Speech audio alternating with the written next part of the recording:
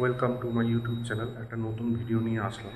তো আজকে যে কারণে ভিডিওটা করা সেটা হচ্ছে কিছুক্ষণ আগেই সেমিফাইনাল শেষ হলো T20 ওয়ার্ল্ড কাপের।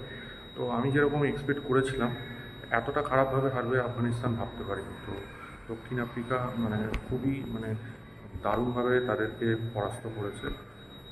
দক্ষিণ আফ্রিকা আফগানিস্তানকে পুরোপুরি ধরাশায়ী করে দিয়েছে এবং ওয়ান সাইডেড গেম, মাত্র 56 রান, সেটা অল আউট একটা সেমিফাইনালের টুর্নামেন্টে খেলছে যে টিম অস্ট্রেলিয়াকে হারালো।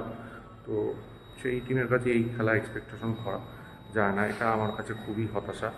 এবং আমি সকালে যখন খেলাটা দেখছিলাম সত্যি খুব খারাপ লাগছিল। তো আমি খুব হতাশ হয়েছি। সাউথ আফ্রিকা এবার প্রথম তাদের প্রথম তারা ফাইনাল খেলবে, সেমিফাইনাল জিতলো এবং ফাইনাল খেলবে। এবং সাউথ আফ্রিকা ভীষণ স্ট্রং টিম, দারুণ স্ট্রং টিম, এবং তারা যে পারফরমেন্সটা দিল এই টোটাল ওয়ার্ল্ড কাপে সত্যিই দারুণ। আজকে রাত্রিবেলা ইংল্যান্ডের খেলা। তো ইন্ডিয়া তো জিতবে, আশা করি জেতে। তো ইন্ডিয়াও বিশাল একটা টক্কর ফাইট সাউথ আফ্রিকার সাথে পাবে, একটা দুর্দান্ত ফাইনাল আশা করছি আমাদের হবে। আফগানিস্তানের যেটা হয়েছে, ব্যাটিংয়ে তারা একদম পুরো পরাস্ত হয়ে গেছে।